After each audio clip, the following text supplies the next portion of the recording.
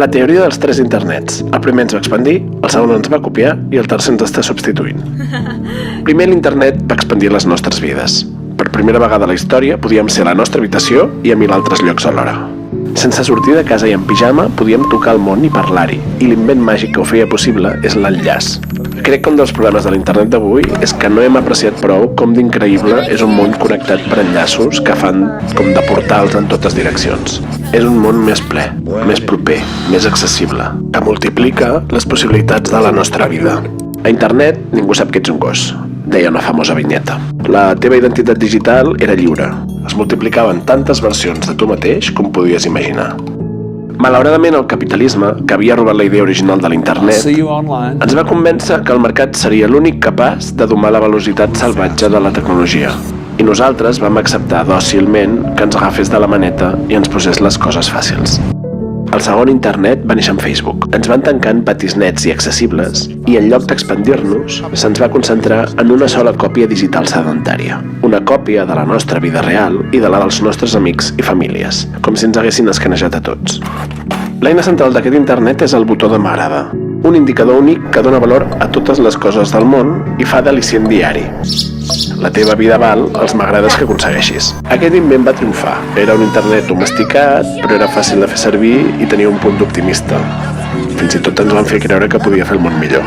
Els amos d'aquest nou paradigma es van fer extremadament poderosos i de mica en mica van utilitzar aquest poder per collar-nos. Quan, just abans de la pandèmia, vam intentar sortir de les xarxes per respirar una mica, vam descobrir que no ho podíem fer sense desaparèixer. Avui vivim en un tercer internet. Som presoners conscients d'un invent poderós, el feed algorítmic. Les xarxes han passat de socials a virals. Ja no copien la nostra vida, sinó que la substitueixen. Ens agafen a cadascú per separat i ens envolten d'una boira que anem respirant i que es va apoderant dels nostres sentits. Aquest és l'arc. L'internet va néixer com una explosió d'enllaços i s'ha convertit en la implosió dels nostres sentits. Si ens costa superar la fase viral, malgrat sabem que és nociva, és perquè la portem dins. Sortir-ne ens fa molta por, perquè amb què ho substituïm? Qui som sense tots aquests indicadors? Hauríem de tornar a aprendre a veure-hi sols, sense l'escalf d'un número de seguidors i m'agrades. I encara més difícil, desfer mica en mica la nostra identitat digital en bocins. Però que sigui difícil no significa que no sigui possible. Fora de la boira viral hi ha una vida gegant, més diversa, menys cínica i interessada. I som a temps. Podem crear noves versions de nosaltres mateixos, reapropiar-nos de la nostra vida, recuperar un internet que l'expandeixi i amb l'experiència viscuda, aprendre a protegir-ne la màgia. Últimament sembla que les coses hagin deixat de tenir sentit. Tot és aparentment com sempre. Però hi ha un no sé què que no quadra. Només fan que passar coses absurdes. I am not a lizard. Coses que no haurien de passar. I passen tan ràpid Ministerio de Salud, afuera! que és molt difícil entendre res. Costa horrors processar el que passa. Last night I dreamt of dinosaurs. I encara més recordar-ho. Però la nostra vida sembla més o menys normal. Així que acabem fent veure que no passa res. Anem tirant en un ambient cada vegada més fosc i incomprensible. És com si hi hagués una taca estranya al cel, una taca que no hi hauria de ser i que no entenem, i ens la miréssim de reull anant de pressa cap a la feina. Aquesta sensació, que potser tu també sents, té un nom. Hipernormalitat. És un concepte que va encunyar un historiador rus per parlar dels darrers anys de la Unió Soviètica. Llavors tothom era conscient que el sistema estava a punt de col·lapsar.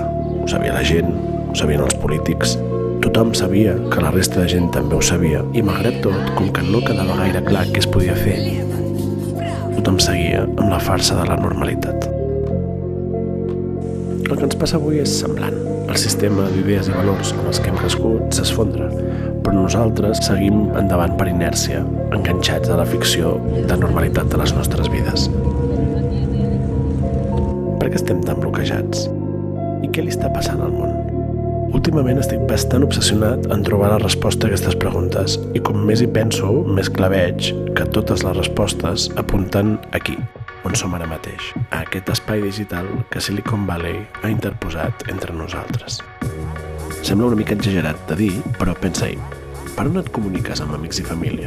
Com busques feina? Com treballes? Com descobreixes la música que t'agrada? Com la consumeixes? Com pagues les coses? Com t'informes del que passa al món? Com trobes parella? Com decideixes què és important? Com decideixes a qui s'ha d'escoltar? És increïble fins a quin punt totes les respostes a aquestes preguntes tenen a veure amb aplicacions o dispositius o indicadors dissenyats per Silicon Valley. Aquest vídeo és per dir que no és un intermediari normal. No li interessa que tu i jo ens comuniquem amb normalitat. Ens deforma la mirada i la manera de dir les coses. I aquí és on neix la nostra incapacitat per entendre el que passa, per entendre aquesta realitat estranya. Per entendre l'atac estranya del cel. Ser-ne conscients és el primer pas per protegir-nos.